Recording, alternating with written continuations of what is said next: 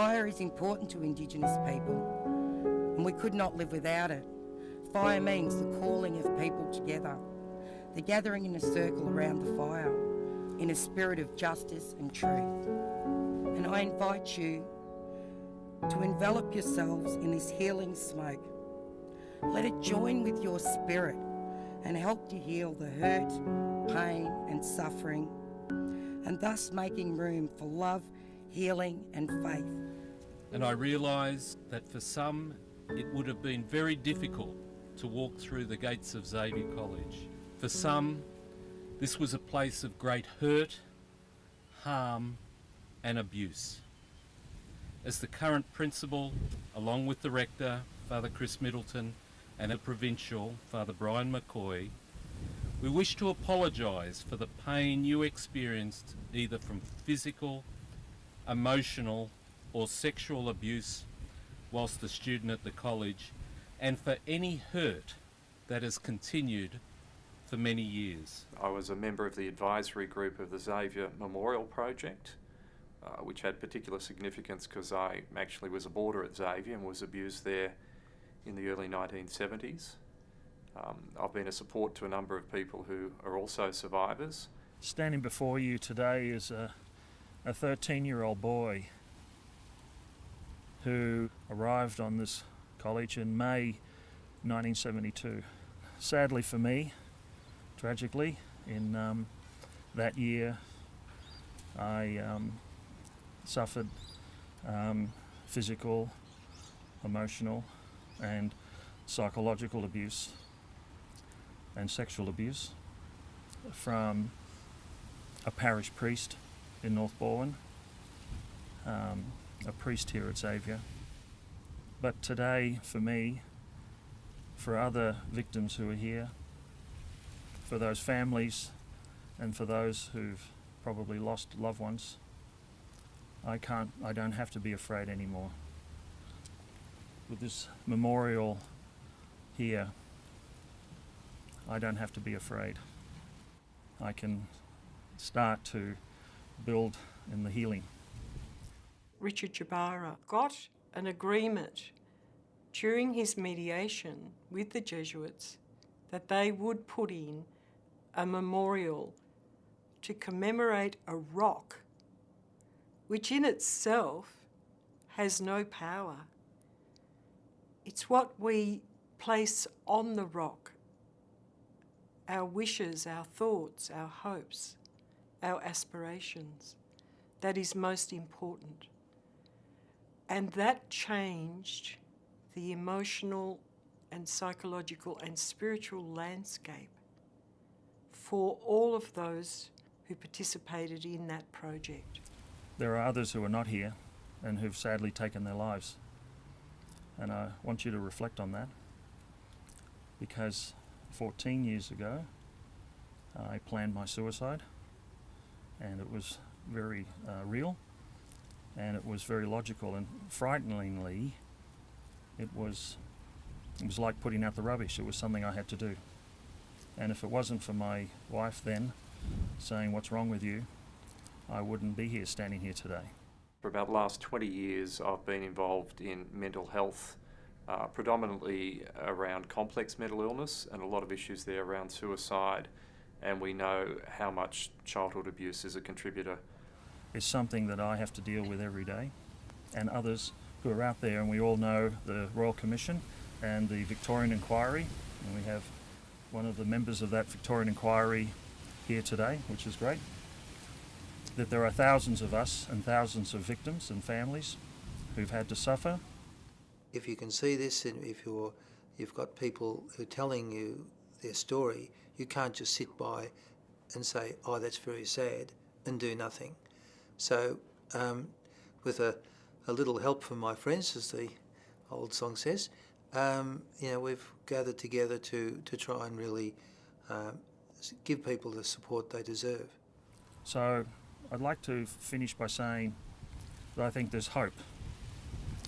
There's hope for the future, and that Xavier, by what it's done here today, can be an example and lead other institutions and the community in Australia, in Melbourne, and the world that victims have a voice, they need to be acknowledged, and the fact that the captain of 2015 of Xavier is standing next to me today, and his year raised money, and they did it on their own volition, for me is a symbol of the future and hope that our stories will not be forgotten, and that hopefully this will never happen to another student, both at Xavier or any other college or anywhere in the world. One of the things that was most magical for me in terms of being part of the group was to know that it was the students themselves who actually had pitched in to say they were going to raise the funds that were going to cover the cost of the memorial. And you know, for me that was a very sort of, it was a very, very special moment to know that there were young people there who hadn't been directly impacted, but were willing to reach out to other people, you know, who, when they were there 10, 20, 30 years ago. So there was this wonderful thing about the students actually being involved, and for me that was a very, very special and in some ways a very, very healing aspect of the whole project. Thank you, Mr. Jabara, for sharing your inspiring words with us. As Xavier School Captain for 2015, we are very proud of your work towards achieving this memorial for survivors of abuses that have happened at Xavier College. As a sign of solidarity, the Year 12 class of 2015 worked together to raise the funds needed to have 2 memorial plaques cast. They are a gift from us to you all to show that our care and support is with you today and into the future. We hope that great healing can occur because of this memorial, and we ask you to remember that our hearts and minds are always with you.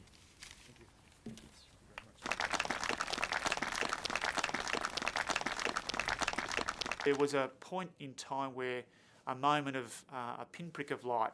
It was a knock on the door from my 3 senior leaders, my school captain and my 2 vice captains, who said, "Mr. Crowley, we're aware of what's going on and the stories of abuse that are being detailed in the commission, and we want to say something about this, and we need to write a letter which articulates very clearly from the students that we stand in solidarity as well as the staff and the community with victims and survivors.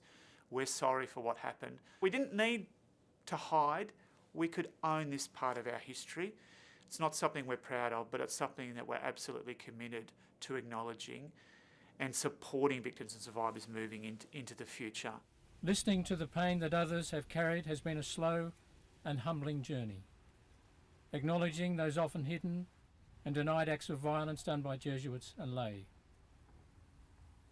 Physical, emotional and sexual abuse can leave deep wounds, not only affecting individuals but also their families and friends, and over many years.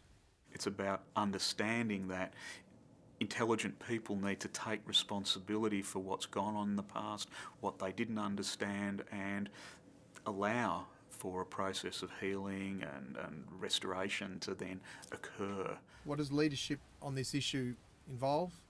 And ironically, it actually involves, in a Christ-like manner or in a Ignatian Jesuit tradition, listening to the survivors, the same thing. If you look at where the church has failed on this issue, it has been a preparedness to dismiss, to discourage, to at times cover up and conceal the hurt, the suffering, the truth that was being told to many leaders over many, many years, because it was shameful, because it was uncomfortable, because it was embarrassing. Certainly the memorial isn't the end, it's just the beginning of the process of healing, and they were courageous enough to open that for the community, and hopefully other organisations within the community, hopefully other people see the courage that takes and take some inspiration from that. Sherry reminded us of the great gifts of the Creator Spirit and the earth and the land and the tradition of the Wurundjeri people. One of the great gifts is water, the water that heals, that washes, that cleans and revives us.